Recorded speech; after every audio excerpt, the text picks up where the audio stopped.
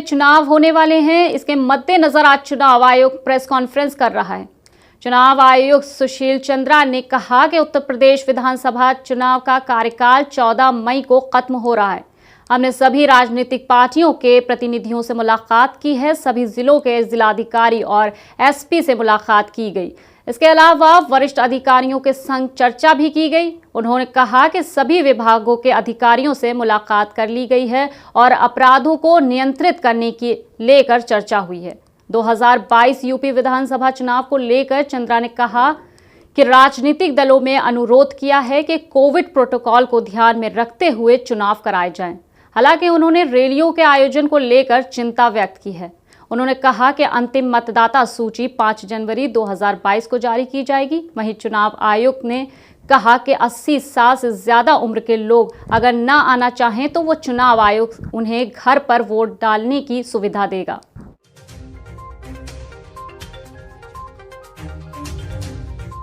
Bank, nodal officers, ये सभी के साथ विस्तृत चर्चा की, क्योंकि हमारा ये उद्देश्य है कि ये पूरा इलेक्शन इंड्यूसमेंट फ्री और प्रलोभन फ्री हो।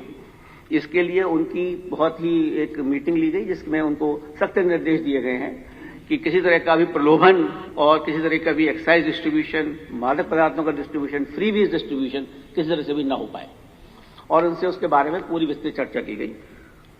आयोग ने उसके उपरांत जो हमारे नोडल ऑफिसर्स होते हैं पुलिस, इसके अलावा ये सुविधा विकलांग और कोविड प्रभावित लोगों के लिए भी होगी। इसके लिए बाकायदा एक टीम मतदाताओं के घर जाएगी और उन्हें वीडियोग्राफी का टाइम बताया जाएगा। चुनाव आयोग का कहना है कि उत्तर प्रदेश में 15 करोड़ मतदाता हैं। चुनाव में कोविड प्रोटोकॉल की पूरी तरह से पालन किया जाएगा। इसी दौरान सभी उचित उपाय किए जाएंगे। उन्होंने कहा है कि कई राजनीतिक पार्टियों ने रैलियों की संख्या को कम करने की बात कही। इस बार कोरोना को देखते हुए पोलिंग टाइम को 1 घंटा बढ़ा दिया जाएगा।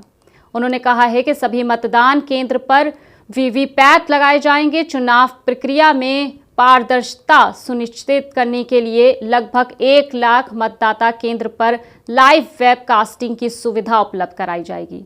इसके अलावा सभी तरह के अपराधों से निपटने के लिए व्यवस्था भी की गई है। बता दें कि अगले साल की शुरुआत में 5 राज्यों में विधानसभा चुनाव होने हैं। इससे उत्तर प्रदेश, पंजाब, गोवा, उत्तराखंड और मणिपुर शामिल हैं।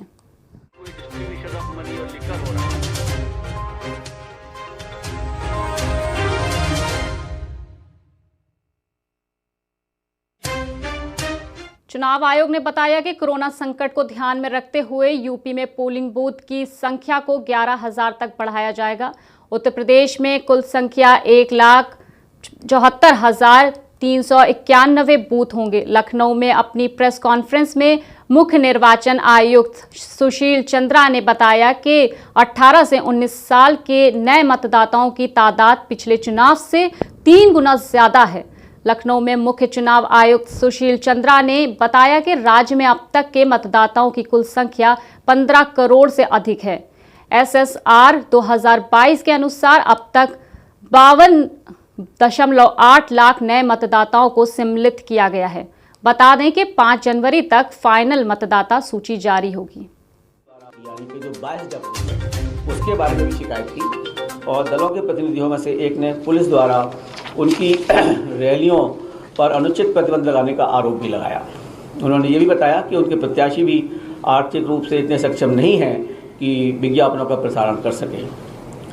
दलों के प्रतिनिधियों में से एक ने समूचे राज्य में CPF की जल्दी से तैनाती का भी अनुरोध किया।